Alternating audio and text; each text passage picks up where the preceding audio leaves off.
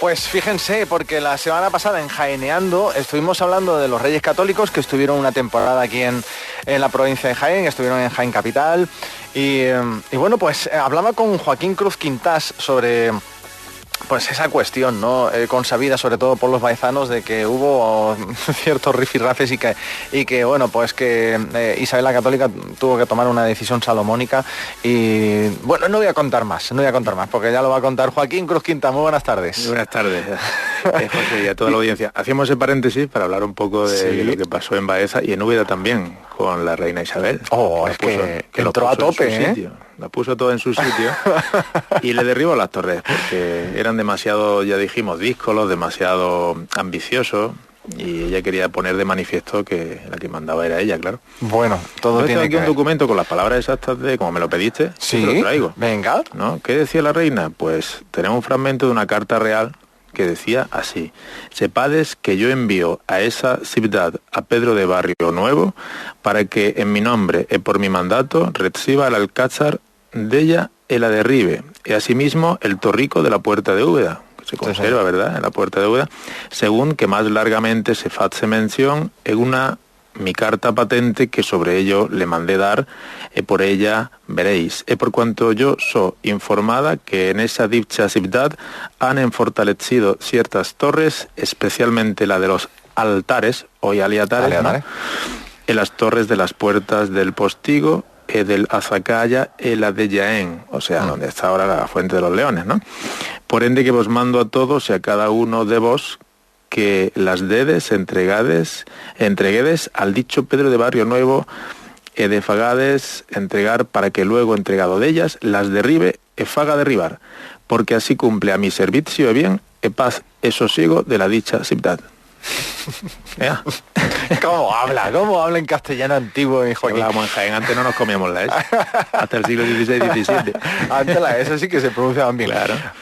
Bueno, que vamos, que talifaban entre ambos bandos, en bandos distintos en Baeza, y utilizaban las murallas y el alcázar para resguardar. Síntoma de fortaleza, claro, de la aristocracia local.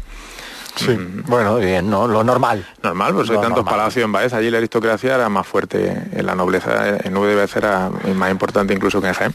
Bueno, ¿cuál era el ambiente en la ciudad en 1489, que es cuando poco se refiere a estas cuestiones? Pues mira, me gustaría de nuevo recrear un poco cómo era esa calle, cómo era esa calle Campanas en la que estaba el Palacio Episcopal, donde vivió durante 5 años la reina Isabel. Ya sabemos que Fernando se había ido al sitio de Baza, ¿no? A la campaña de Baza, y entonces tenemos que imaginar un palacio episcopal, esquina con la calle Cerón, con un puente voladizo conectando con la iglesia mayor o catedral, y al final de esa calle, la parte de abajo, que el otro día no lo comentamos, estaba la puerta de Santa María, es decir, la muralla iba justo pegada al testero de la catedral o de la iglesia mayor. Vale.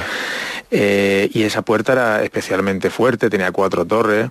Se sabe que en época del Condestable, un poquito antes de la llegada de los reyes, se utilizó como prisión.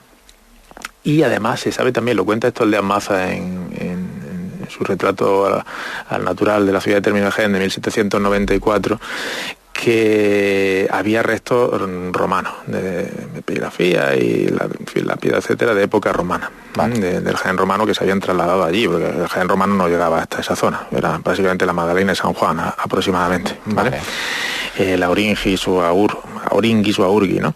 Bueno, pero además voy a dar un dato, porque parece ser, esto no está confirmado, pero si nos fijamos en la esquina del Sagrario con la crista, en la parte de abajo esa piedra es diferente de la de arriba, y además hay marcas de cantero muy similares a la del castillo.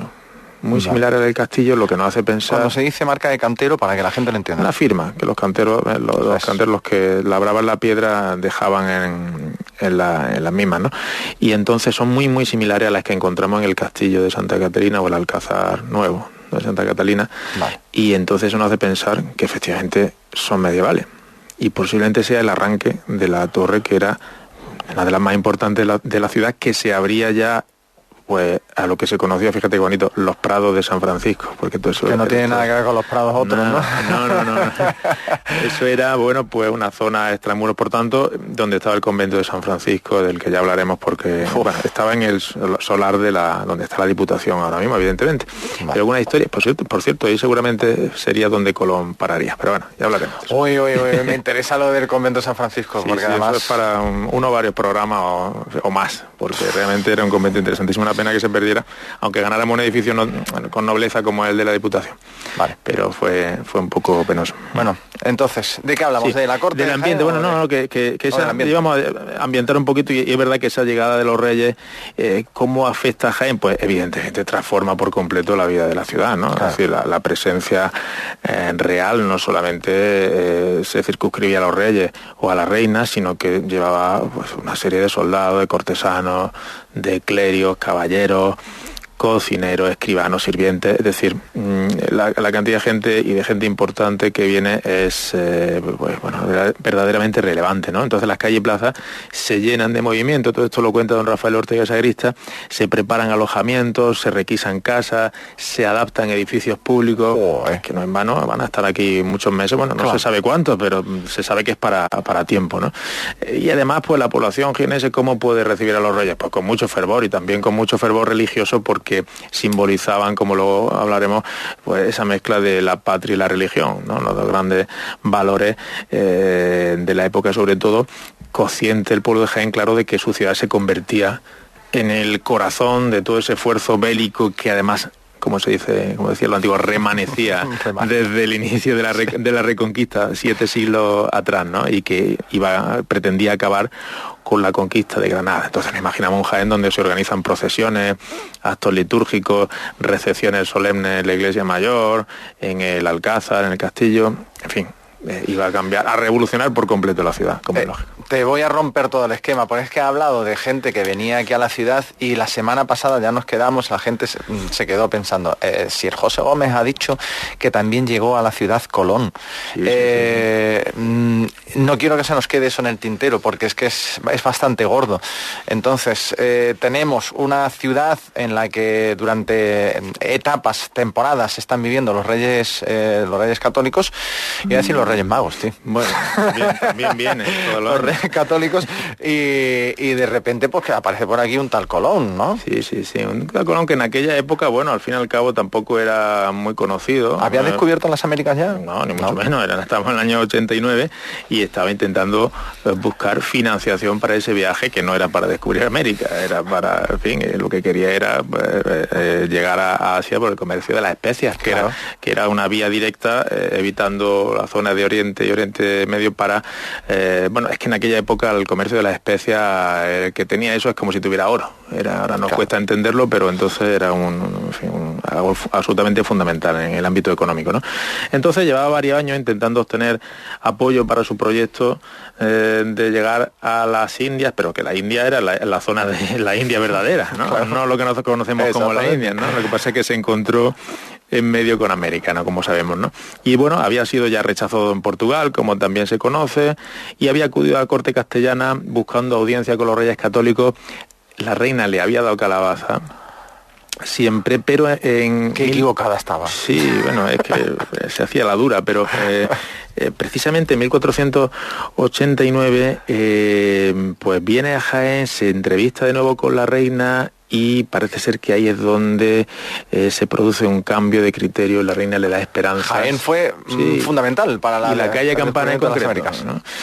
Porque ahí es donde le da esperanza por primera vez para financiar ese proyecto, pero una vez que acabara la campaña de Granada, cuando se reconquistara Granada, pues claro, ya nos podíamos centrar en otras cuestiones, y así fue, porque coinciden en el año, se recupera Granada el 2 de enero, ¿no?, del 92, y el 12 de octubre se llega a América. Por lo tanto, estamos hablando de una ciudad como Jaén absolutamente clave en en el devenir casi de esa decisión que marcó la historia de la humanidad, realmente. Mamma mía, tío. Pues estamos que no salimos en Jaén, ¿eh? Oye, por lo menos antes. Por lo menos antes. Por lo menos antes. Oye, nos quedan 2 minutos. ¿A qué le tiramos? ¿Le tiramos al papel que desempeñó la reina o hay algo más importante que haya que señalar acerca de la estancia de los Reyes Católicos en la ciudad de Jaén? Porque bueno, claro, es... a mí me gustaría un poco resumir un poco para analizar las consecuencias y el valor que tuvo todo esto, ¿no? Porque realmente la estancia de los Reyes Católicos de Cristóbal Colón en Jaén representa pues un encuentro que también tiene su simbología, ¿no? De 2 procesos fundacionales, porque uno es el de la culminación de la Reconquista. Estamos hablando de un proceso, como hemos dicho, de 7 siglos que comienza a terminarse en Jaén, se prepara desde Jaén para culminar en Granada, y luego el inicio de otro gran proceso que supone, según pues, a menudo se estudia, ¿no?, el fin de la Edad Media como tal, ¿no? Otros lo sitúan en la caída de Constantinopla, pero supone un hito absolutamente histórico en la humanidad, ¿no?, en la historia de la humanidad, ¿no? Y por tanto Jaén se va a convertir así en un escenario de transición, ¿no? Porque de alguna manera de una guerra interior, como era la de la Reconquista, ¿no?, liberarse del invasor, digamos, se convierte en lo siguiente, ¿no?, en un agente colonizador, pero en este caso con un principio principalmente evangelizador. Ya sabemos, bueno, de esto se podría hablar largamente, ¿no? Sí. De cómo Isabel la Católica se escandaliza cuando descubre cómo se están tratando a los indios, ¿no? Y bueno, pues aboga porque se han tratado exactamente igual que los castellanos, con la misma dignidad de hijos de Dios, ¿no? Esto es algo que ocurre muy pocas veces a lo largo de la historia, ¿no? Hemos visto los procesos colonizadores como lo que arrasan, lo que hacen es tabla rasa con los lugares que conquistan, y sin embargo los Reyes Católicos, en concreto Isabel la Católica, cuidó muy mucho de que eso no se produjera. Aunque sí se produjera eso, porque evidentemente el control llegaba hasta donde llegaba, ¿no? Claro, tú y yo necesitamos un podcast. Necesitamos un podcast. Bueno, eso hablarlo.